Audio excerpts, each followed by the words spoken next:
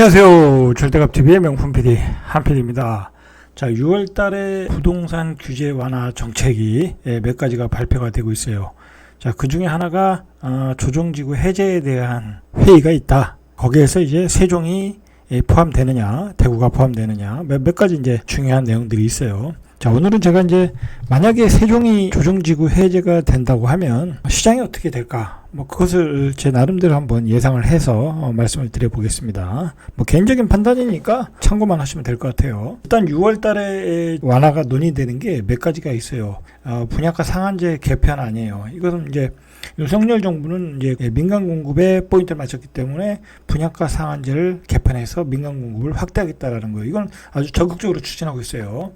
자, 그 다음에 전월세 시장 안정 방안. 이거는 지금 대란설이라는 게 자꾸 시장에 떠들고 있으니까 그거에 대한 어떤 대책을 마련하는 차원에서 준비 중이에요.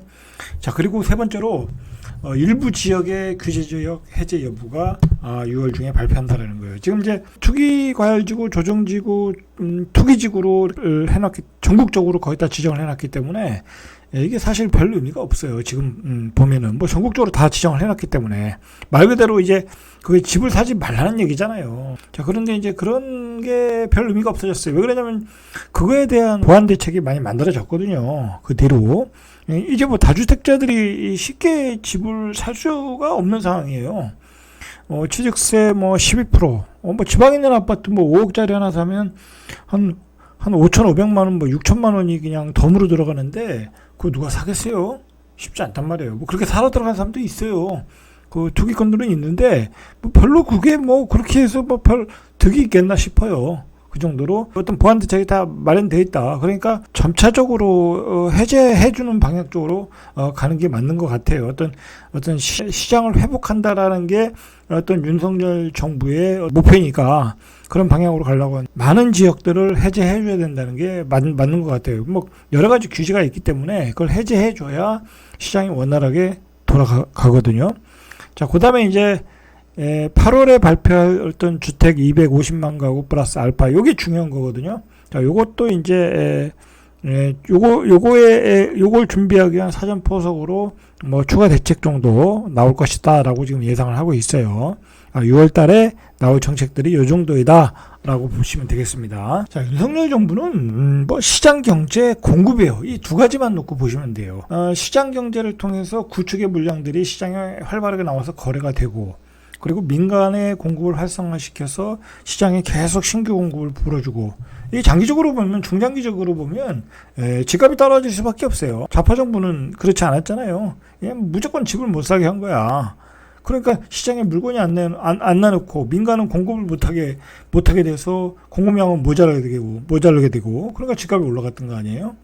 자, 이 분양가 상한제 제도를 개편한다고 하는데 지금 나오는 그 분양가가 주변 시세의 한 50에서 60%인데 분양가 상한제를 개편하면 한 70에서 80%라는 얘기예요. 이건 이제 분양가 상한제가 적용되는 지역에서 그렇다는 거예요. 그러면 지금 이제 구축들이 거의 많게는 한 20% 조정받고 떨어지고 있잖아요. 폭락하고 있잖아요. 그러면 어떤 금매의 가격과 신축의 가격이 똑같아지는 거야.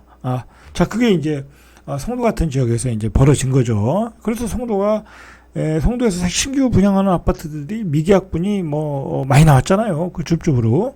자, 이제 그런 현상들이 앞으로 많이 나올 거라는 거예요. 물론 이제 분양가 상한제가 적용되지 않는 지역은 분양가가 거의 시세대로 나오는 거예요. 자, 그러니까 이제 제가 말씀드렸듯이 앞으로 미분양 미계약분들이 분양가 상한제가 적용되지 않는 지역부터 쏟아져 나온다.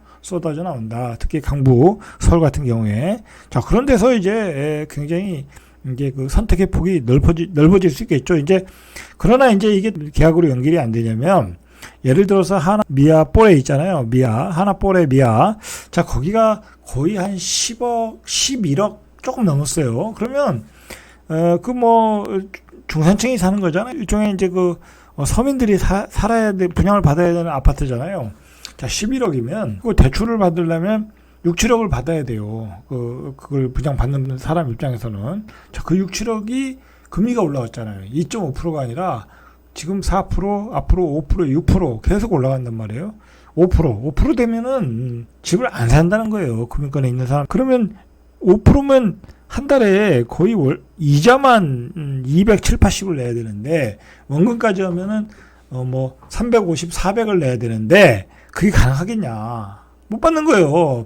그리고, 그걸 받았던, 지금까지 비싸도 분양을 받았던 것은 앞으로 집값이 계속 올라간다고 하니까 받았던 건데, 그렇지 않다라는 게 이제, 지금 가격이 멈췄잖아요, 위에서. 그러니까 또, 이자를 지불하고, 또 받을 자신이 없고, 자, 결국은 우리의 능력치를 서울의 집값은 다 오버슈팅 해버린 거예요. 오버슈팅. 강북에 역세권이든 준역세권이든 신규 분양 받으려면 11억이다. 자, 이게 이제 겁나서 못 받는 거예요. 미분양이 쏟아진다. 그렇게 보셔야 돼요. 자, 국토부가 오늘 8월에 전월세 시장 대란설에 선제로 대응해서 전월세 시장 안정 방안을 발표한다. 자, 이게 뭐냐면 이제 갭 투자를 이 분양을 받고 전세를 놔서 갭 투자하는 것을 막기 위해서 실거주 의무를 법으로 만들었거든요. 자, 이제 그런 그 조항을 없애버리겠다라는 신규 입주 물량에서 많은 전세 물량이 쏟아져 나오도록 하겠다. 진작 그랬어야죠. 그런 대책을 발표할 거라는 얘기예요. 자, 이제 포인트는 이제 부동산 규제 지역, 조정 대상 지역, 투기과열 지역, 투기지구. 투기지구 이거 지정 해제를 하는 건데, 자, 이거 해제를 결정하는 게 주거정책심의위원회 주정심이라고 그래요. 자, 현재 전국에서 조정 대상 지역이 112곳, 투기과열지구가 49곳. 이제 투기과열지구와 조정지구를 중복해서 신청한 데가 많으니까, 규제한 데가 많으니까 한 112곳이면 웬만한 시도는 다 투기과열지구, 조정지구야. 전국이 조정지구로 다 지정해버렸어. 자, 문제가 있죠. 자, 그래서 지금 이렇게 조정지구 해제를 신청한 지역이 있어요. 세종은 신청을 했는지 안 했는지 모르겠고, 대구, 그 다음에 여순광, 청주, 대전, 울산, 그런 지역들, 이런 지역들이 신청을 했다고 그래요. 자, 지금 세종은 이게 참 문제가 있어요. 왜냐면 세종도 신청을 했어야죠. 했는지 안 했는지 모르겠지만. 그런 기사를 제가 못 봤거든요. 이제 여기가 이제 시장님이 계셨잖아요. 물론 요번에 이제 바뀌었지만, 국민의힘으로. 자, 이제 그런 점이 좀 아쉬웠어요. 이렇게 집값이 36주 연속 하락, 전국 하락 1위. 엄청나게 빠졌거든요, 세종은. 자, 그런데도 조정지구 해제를 이야기 안 했다. 저는 그런 것들이 이번 선거에서 이 기존의 세종시장님이 졌던 이유 중에 하나가 아닌가, 전 개인적으로도 그렇게 생각을 해요. 어쨌든 세종도 논의의 대상이 될 것 같아요. 신문에 나오는 얘기하면. 그리고 제 개인적인 생각으로는 세종도 세종은 이게 어느 동 어느 구가 이렇게 분리를 할 수 없잖아요. 예를 들어서 보람동은 해주고 예를 들어 도담동은 해제 안 해주고 그럴 수는 없어요. 전체적으로 다 빠졌기 때문에. 그러면 세종시 전체가 다 해제가 된다라고 보시면 될 것 같아요. 해제가 되면 저는 이제 해제가 될 확률이 높다라고 봐요. 높다. 자, 그게 왜 그러냐면 여러 가지 조건들이 있는데 세종시는 다 해당이 돼. 딱 한 가지가 해당이 안 되는 게 있어요. 그게 뭐냐면 여기는 미분양이 없잖아요. 그죠? 미분양이 없고 그다음에 굉장히 그 경쟁률이 높아요. 청약 경쟁률이. 자, 그걸 걸고 넘어지면 여기는 법대로 적용해서 걸고 넘어지면 해제가 안 돼요. 그걸 정확하게 하자고 하면 해제가 안 돼요. 조건이 안 맞아요. 정량적 조건이라고 해야 되나요? 그게 안 맞아요. 청약 경쟁률이 너무 높기 때문에. 그러나 전국 하락률 1위 36조 연속 하락. 심지어는 반토막 난 집도 있으니까 그게 실거래인지 아닌지 모르지만, 자, 그 정도로 됐기 때문에, 그리고 어떤 그 세종에 사시는 분들의 어떤 민심이라는 게 있잖아요. 민심. 그죠? 민심이라는 게 있는 거예요. 그걸 반영하지는 않을 수가 없거든요. 자, 보시죠. 구체적으로. 주거정책심의위원회가 이게 기본법이 개정이 됐어요. 그래서 위원회 25명 이내에서 29명으로 이제 확대가 되었다고 그래요. 29명이에요, 이제. 자, 근데 그 중에 과반은 민간위원으로 채워진다. 그러니까 이제 그 민간의 다양한 소리를 듣겠다라는 거예요. 그 뭐냐면 각 지역의 시장 상황을 면밀하게 들여다보고 정성적 요건을 모두 따져 최종적인 판단을 하겠다라는 거예요. 자, 그러니까 예전에는 그 좌파 정부에서는 어떤 그 그들의 정책적인 색깔을 가지고 심의를 했다고 하면 민간 시장의 어떤 시장에서 벌어지는 어떤 그 다양한 소리를 들어서 그것을 반영을 하겠다라는 거예요. 이게 달라진 거예요. 과거의 정부와 지금의 정부는 달라진 거다. 자, 그래서 저는 이번에는 분명히 해제가 되는 지역이 나올 거예요. 나올 거다. 제가 이제 결론부터 내리자면 예를 들어서 대구도 해제가 될 가능성이 높은데, 제 개인적으로는 대구가 전부 다 해제가 된다고 보진 않아요. 예를 들어서 대구에 비행기 지역이 있을 거 아니에요. 그 지역에 뭐 여긴 풀어져도 투기성 거래가 이루어지지 않는다, 시장이 과열되지 않는다, 그런 지역이 있을 거란 말이에요. 그런 지역 한두 개 정도를 먼저 해제해 주지 않을까, 그렇게 생각을 해요. 뭐 예를 들어서 뭐 수성구, 달서구, 중구, 뭐 이런 지역은 대구에서도 좋은 지역이잖아요. 뭐 그런 지역은 좀 빠지지 않을까, 해제해서. 저는 뭐 그렇게 생각을 하고 있어요. 만약에 세종은 해제가 되면 다 해제가 되고, 해제가 되지 않으면 다 해제가 안 된다. 자, 그렇게 보시면 될 것 같아요. 그리고 예를 들어서 이제 지방의 소도시들 있잖아요.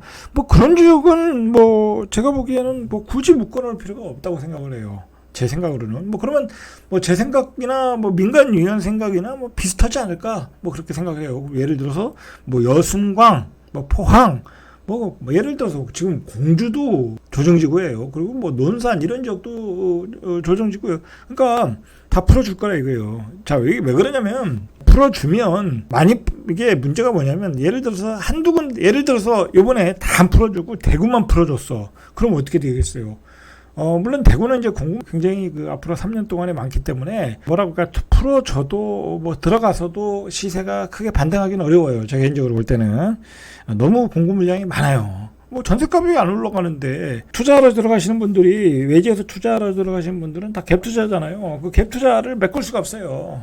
뭐 예를 들어서 뭐 가격이 6억인데 전세가율이 50%밖에 안 돼. 그러면 3억을 메꿔야 되는데 그 투자하시는 분들이 그렇게 돈이 많지 않거든요. 다 갭 투자 하시는 분들이. 자, 그러니까 그렇게 크게 반등이 나오진 않아요. 잠깐 뭐 거래는 되겠지만 결국은 가격은 또 다시 하락 국면으로, 본격적인 하락 국면으로 들어갈 수가 있어요. 자, 이제 그 점은 참고하시죠. 자, 그렇다. 그런 문제가 있다라는 거. 예를 들어서 한 군데만 풀어주고 다른 지역은 다 묶어두면 또 그 지역으로 그 유동성이 쏠려 들어간다라는 그런 어떤 부정적인 영향이 있다라는 거예요. 예전에 뭐 청주시장에서 봤고, 우리가 수원시장에서도 봤잖아요. 뭐 다른 지역 다 잡고 한 지역 뭐 한두 지역을 안 잡으니까 뭐 그런 풍선 효과가 일어났잖아요. 뭐 1억 이하의 공시지가에 또 풍선 효과, 뭐 그런 효과가 과거에 나타났기 때문에 이번 정부에서는 그걸 명확히 알고 있어요. 그래서 풀어줘도 이렇게 전반적으로 쫙 풀어주든지, 아니면 뭐 아직 덜 풀어주든지, 뭐 그런 식으로 할 것 같아요. 그런 운영의 묘를 살릴 것 같다라는 거예요. 자, 이제 그 얘기는 거기까지 하고, 그 다음에 이제 포인트, 조정지구가 해제가 되면 몇 가지 규제들이 철폐가 돼요. 먼저 이제 자금 조달 계획서의 의무가 철폐돼요. 뭐 내가 어떻게 자금을 마련해서 그 집을 샀냐, 그게 이제 없어지는 거예요. 자, 그리고 이제 잔금 대출도 가능하다. 예전에 잔금 대출을 받으려면 조정지구, 투기과열지구에서 내가 기존에 살던 집을 팔아야 돼. 무조건 1주택 마을하는 얘기야. 말이 안 되는 거예요. 세상에 자본주의에서 뭐 집 두 채 갖는 게 무언 죄가 있다고. 그것도 말이 안 되는 거예요. 자, 그 1주택 처분 조건도 빠진다. 자, 그리고 이게 이제 다주택자인 경우에 외부인들이 이제 투자를 하기에 좋은 조건이 되는 거죠. 중도금 대출이 한 가구에 두 개가 가능해요. 그러니까 이제 분양권을 많이 사러 오겠죠. 지금은 현재는 예를 들어 투기과열지구, 조정지구면은 중도금 대출이 안 나와요. 중도금 대출이. 그리고 뭐 9억 이상은 당연히 안 나오는 거고, 9억 이하도 중도금 대출이 안 나오고, 그러면 내가 지금 분양권을 살 수가 없어요. 내가 잔압을 해야 되니까 70% 정도 잔압을 해야 되면 한 4억 정도가 있어야 돼. 6억이라고 하면. 그러니까 불가능하겠죠. 이 투자자들이 조정지구 상태에서는 들어가는 게 불가능하다. 그러나 중도금 대출이 가능해진다. 자, 그리고 이제 중과세가 없어져요. 중과세. 조정지구와 없애 투기과열지구가 해제가 되면 중과세가 없어진다. 기본 과세로 때리면 된다. 다만 이제 조정지구가 해제가 되더라도 3주택 이상인 경우에 2주택까지는 기본 취득세 1%에서 3%, 3주택이 돼버리면 8%에서 4주택이면 12%그 취득세 중과세는 유지가 된다라는 거예요. 그러니까 이게 이런 제도가 남아있기 때문에 조정지구가 해제가 돼도 투자하시는 분들이 그렇게 쉽게 집을 살 수가 없어요. 예를 들어서 8억짜리 내가 분양을 받았어요.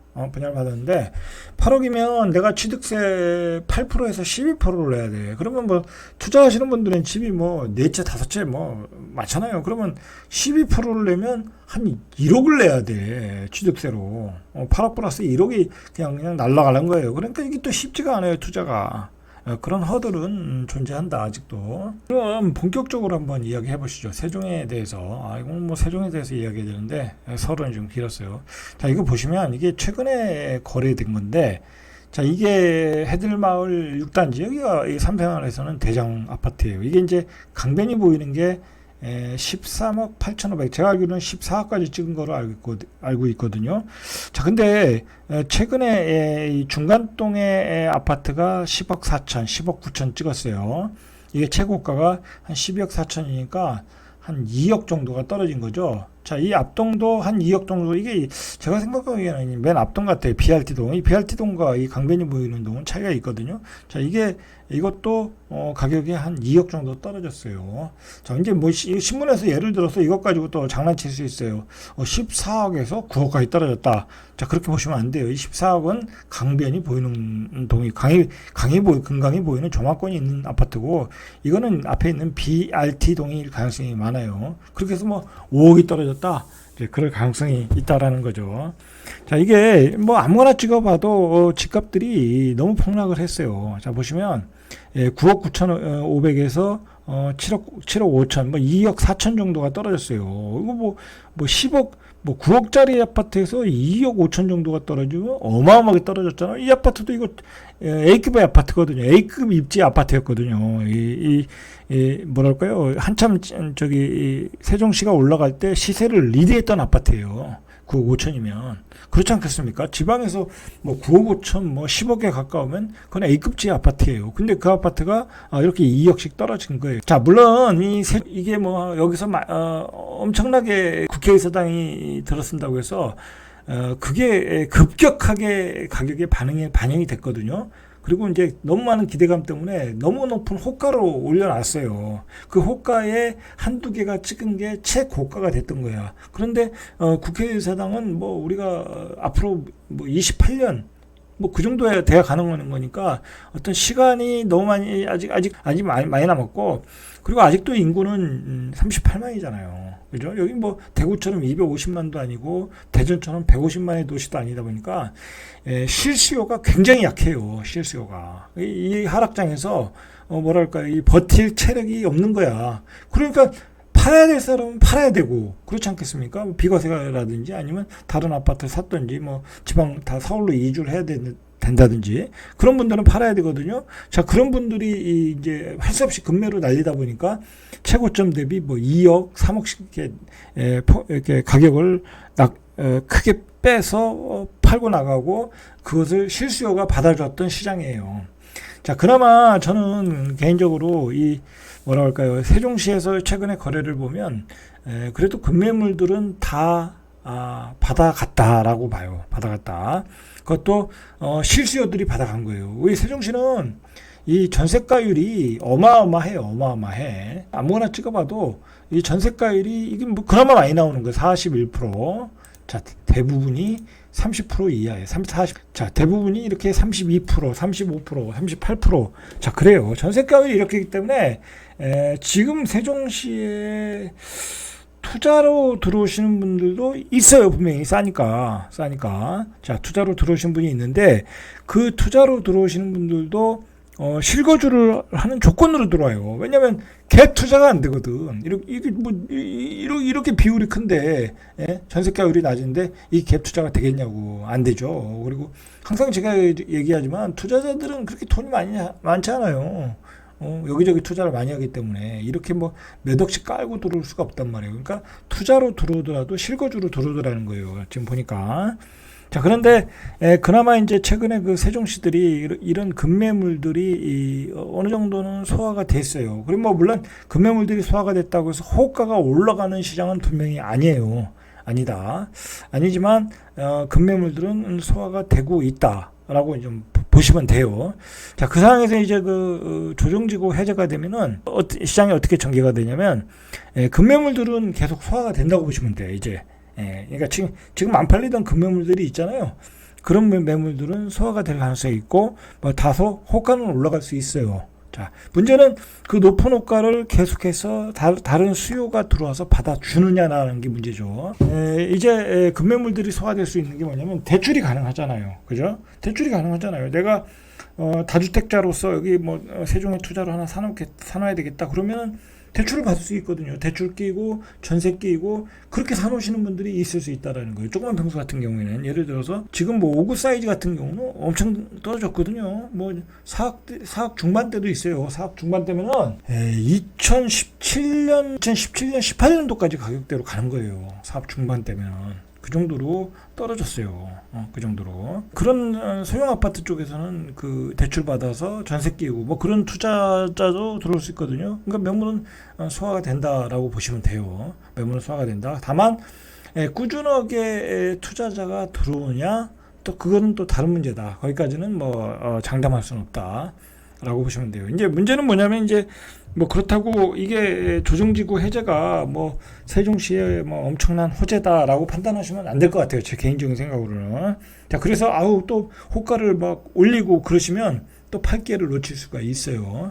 자, 그러니까 뭐 팔려고 하셨던 분들은 그렇게 들어올 때 파시면 되는 것 같아요. 파시면 될 것 같다. 자, 그리고 이게 대전과 세종은 차이가 뭐냐면 세종은 미분양이 없어요. 미분양이 쌓인 게 없어요. 그러니까 구축 물량만 소화가 되면 안정하게 갈 수가 있어요. 그리고 세종시는 내년부터 한 3년간은 입주 물량이 아주 없어요. 아주 없어요. 매우 없어요. 그러니까 전세가가 꾸준하게 올라갈 수 있어요. 전세가가. 자, 그러니까 가격은 낮고 전세가가 꾸준하게 올라갈 수 있다 그러면 전세가율이 올라가는 거니까 갭이 좁아지겠죠. 그러니까 가격은 서서히 바닥을 잡고 우상향할 수도 있다.